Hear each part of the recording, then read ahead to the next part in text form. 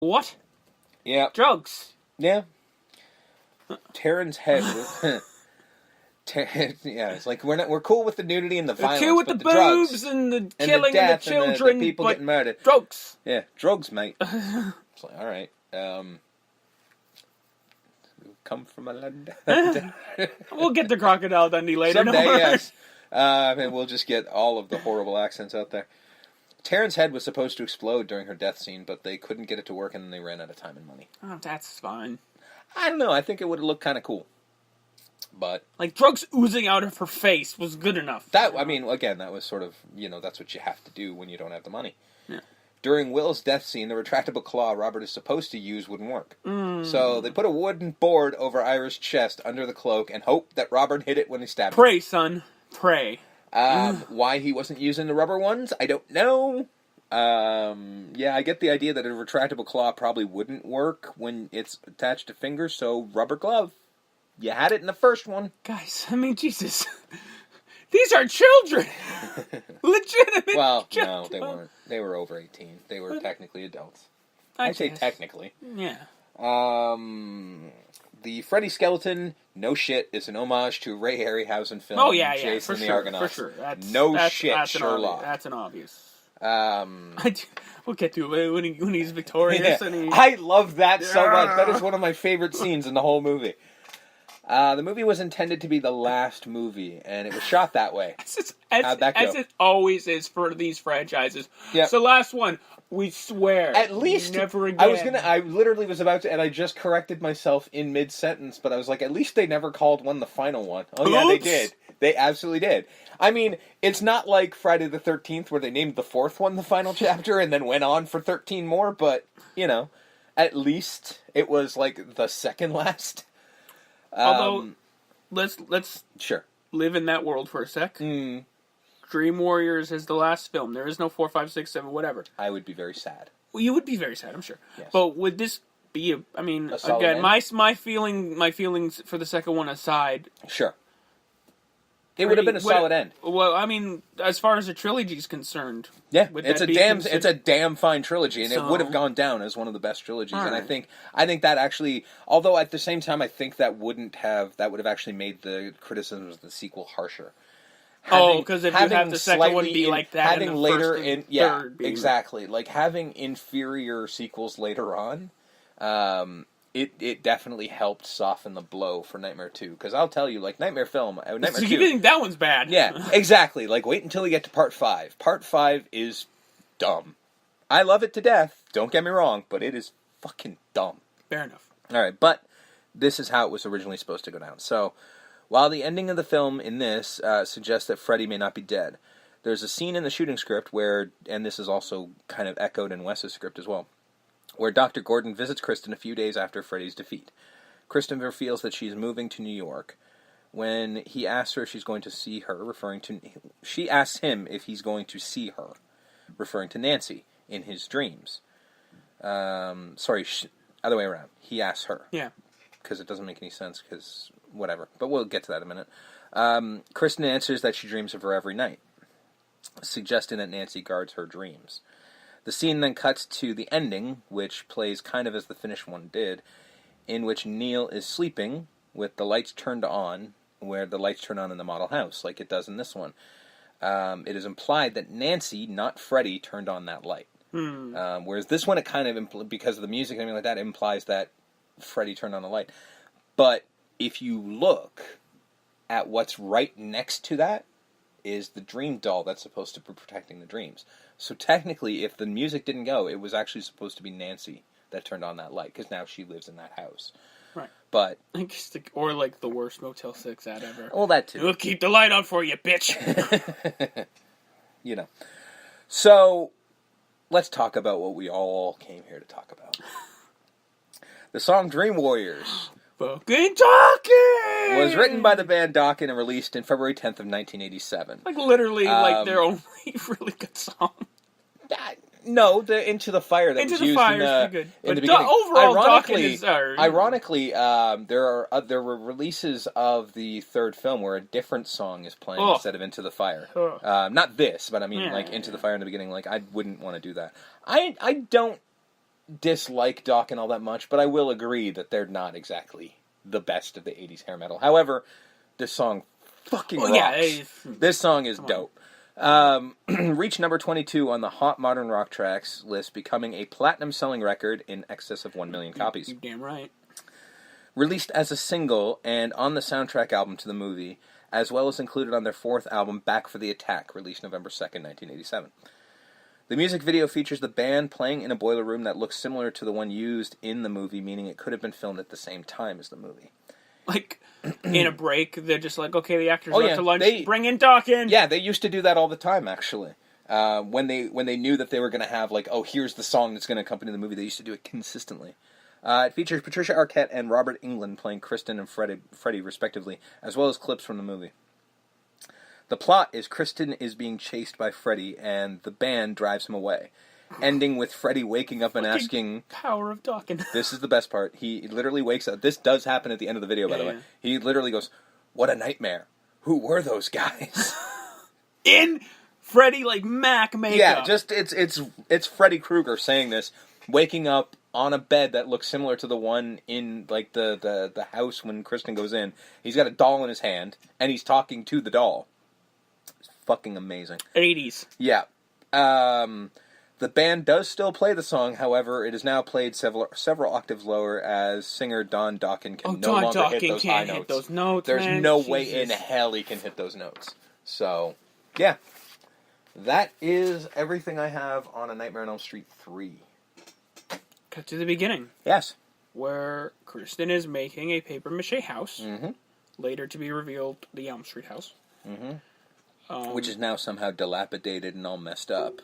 To the tune of Dokken Into the Fire. Into the fire! And I'm like, Kristen Parker would not be listening to Dokken. Nope. Especially considering... Sorry, Taryn would be listening to Dokken. Although Taryn might be listening to Rancid. Yeah, but, like, not Kristen. No. No, that would be like, I don't know, 87, New Kids or something. Bananarama. There you go. Although, fuck you, take my money, Bananarama music video with Freddy Krueger. I mean... Sure. Yes, please. And what becomes a staple? Another shitty parent who's coming home with it's been a staple since the beginning. Yeah. They've all been shitty parents, and that's sort of, Except for Clu Gulager. No, he was a shitty parent, too. Oh, well. I mean, aside from asking the drugs question, which is the only thing I'll be like, all right, Clu, you're absolutely right on this. He's literally kind of a dick. As most dads then were, I'm sure. Oh, I'm well aware, yes. So... No, trust me, yes, I agree. But he's the best of the bunch, I ain't gonna lie. Because it does kind of get worse from here, I'm not gonna lie. Because she's a party mom, she's coming home, she's all in her dress, and she's like, what are you playing that infernal music for? Turn that racket down, and just like, I'm glad you're home. And then all of a sudden you hear coming from the... Elaine, where's the bourbon? Yeah. I'll be right down. You have a guest. Yes, and I don't want to keep him waiting. How dare you stop me from getting some dick? Why did I have you? Basically. Mm-hmm. So she goes to bed, even though she's trying to stay up. Yeah, she was trying to stay up for her. No, she was trying to stay up for her. She literally says, I was trying to wait up for you. It's not Freddy yet. So Kristen dreams of the Elm Street house, and a little girl.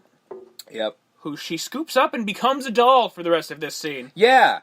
I do have to point out, because it is one of my favorite jokes he uses, but the Cinema Snob uses it, where, he picks up the doll and then starts running, and he just sort of looks at it and goes, I don't know why you didn't save the girl instead of saving the doll-shaped girl.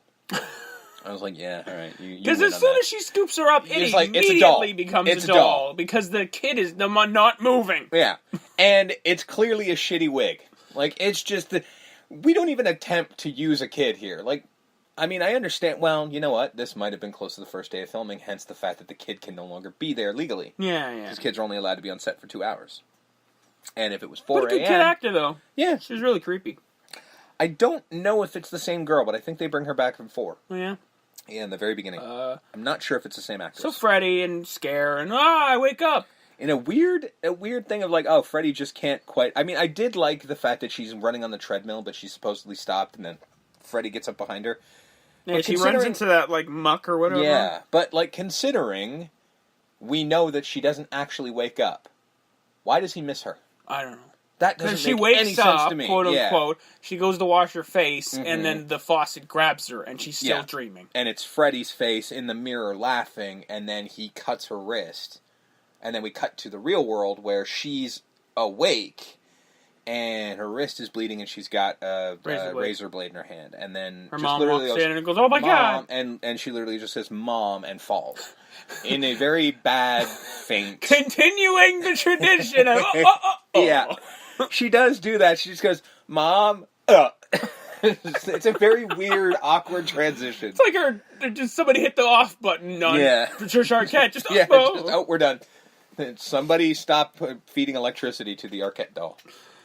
It's a lot like Vicky Vale in the first Batman. Yeah, just very much so. Yeah, that weird terrible fainting. So she takes Apparently her. That was a staple of the 80s. Takes her to the funny farm. Yep. Where we meet most of the rest of the characters that will be in this film. We meet Kincaid and Philip and Jennifer. First Kincaid's hanging out in the quiet room. Yeah. Because that's where he spends most of his time, as we find out later. And, Philip runs by, and Jennifer shows up and asks for, basically just says, like, how are your burns today? And she goes, regular light, ultra light. It's like, when can I have my cigarette privileges back? And, like, don't hold your breath. Huh? Get it? Smoking breath. Also, you burn yourself with them. Yeah, so this is not funny. No. You don't get them back. Yeah, you don't. We get Max, the orderly, played by Larry Fishburne. Shows up and just goes, "Hey, I got an idea of how this happened. All their parents dropped acid in the 60s, so they're all fucked up." And I'm like, that's not a terrible suggestion. Yeah. That the whole, makes sense. sex, drugs, and rock and roll is like, no, that's the only thing that's keeping us alive, baby. And I'm like, acid's a drug. It's like, yeah, well. Larry, I'm poking holes in your theory left and right, my friend. We get Taryn and the two doctors, Neil and Liz. Mm-hmm. Obviously, it's a good cop, bad cop situation here. Yep. Neil's the good cop, Liz the bad cop. Except for that one scene where they're both kind of dicks after one of the kids die. Yeah. We'll get there. Fucking. There's a kerfuffle, if you will. Mm-hmm. And we get first of two scenes of Patricia Arquette just going nuts. Just, yeah! She's... Yeah! To her credit, and it sucks that she hoofed never... the guy. I think she hoofed the Dr. Neil right in the balls, right in the ball bag. Just 3 points. Boom. She ball bags Neil. And I will give Patricia Arquette credit, and I wish she'd done more horror movies, because this woman can scream. Oh, She's got ever-loving head off. Scream, Jesus Christ. Her ever-loving head off. And then Max sort of gets in there and tries to duke it out, but she literally takes a scalpel and cuts his arm, and Neil's just like, hey, back off, son. And she then starts singing 1, 2, Freddy's Coming. Well, sorry, she starts at 5, 6, because... We don't got that kind of time. Well, yeah, and we need the clear reveal, so if we don't have the reveal, we have to wait through the whole thing. So we're not doing that. So she starts at 5, 6. She stumbles on 9, 10. Never, never, never, never sleep again. That is said by the returning Nancy. Oh my God, the world fucking is all happy. Who was alluded to? She was very much alluded to, because the two doctors were just like, we got some hotshot dream expert coming in. And neither one of them seems happy about that. No. And I'm like... They're all claiming about having a shared nightmare. Dream expert makes sense. Why do I have to tell two doctors this? God damn it, I hate you, Sims. Resting bitch face. We get Joey, one of the other kids, who doesn't say a word. But he has, for some reason, in this scene and no other scene, drawn a teardrop on his eye. Because reasons. Yep. We get Nancy with Mrs. Parker. First we set up. Him with the nurse, goes with Nurse Marcy. Yeah, I couldn't remember her name when I was writing the notes. So Marcy, she's just like, "Hi, Joey." He helps her out with fucking, she drops some sheets, and then he helps pick them up, and then fucking orderly dickhead shows up. She's like, "Hey, Marcy." Renzo? I can't remember his fucking name. Guy that should have died in the film and didn't, and it actually kind of pisses me off that he didn't really know comeuppance came of him. He's just like, "Hey, you going over to SeaWard? I'll walk you over." And like the fucking guy stealing it from Joey, as if Joey had a chance. He can't talk. Yeah, and he was 15. That's true. Yeah. So crime. So Nancy is with Mrs. Parker, who really couldn't be bothered. Mm-mm.